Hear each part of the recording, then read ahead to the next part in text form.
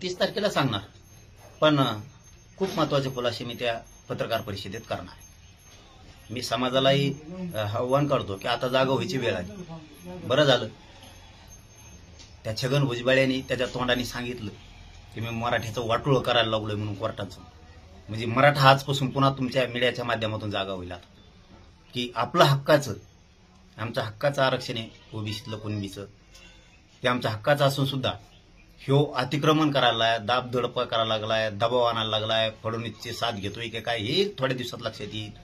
दबाव घेऊन आपलं मराठीचं वाटोळं करतो काय, पण त्याला एक दिवशी मी पुन्हा सांगतो की तुला एक दिवस कळन मराठा ह्यो सरकारपेक्षा मोठा आहे, आणि जर का मराठ्यांचा आता तू वाटोळं करायचा प्रयत्न केला की मग मात्र मराठे दंडुके हातात घेणार। मग नाविलाजाने आम्हाला उतरू नको, आम्ही 2 वर्ष झाले शांततेत, आम्हाला त्या विषयात उतरू नको तू।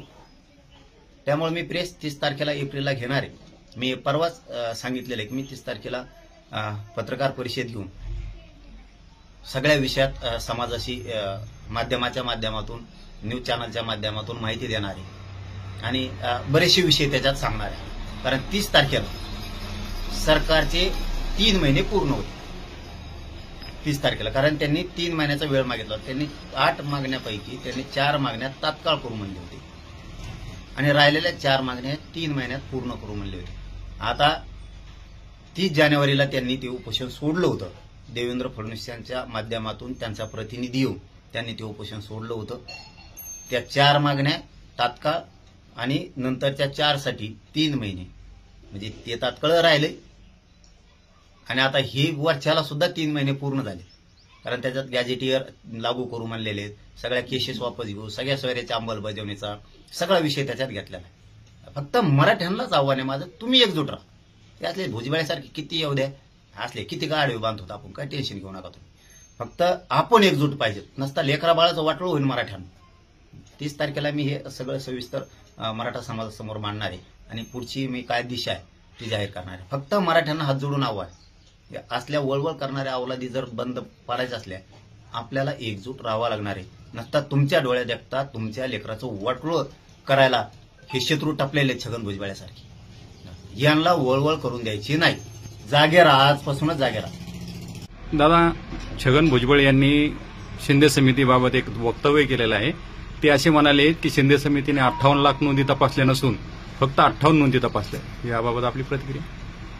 नाही, मी त्या छगन भुजबळला नाही महत्व देत, कारण त्याला महत्व द्यायचं किती काय करायचं हे आपल्याला तर लक्षात आलं पाहिजे।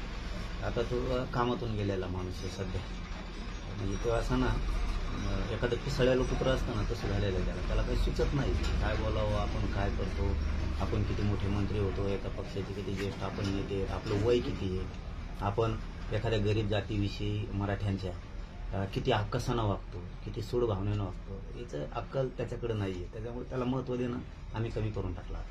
त्यामुळे आम्हाला माहिती आहे किती नोंदी शोधल्यात, किती तपासल्यात, सरकार किती काम करते, ते आता सरकारच्या विरोधात गुपचिप काड्या करायला लागल्या।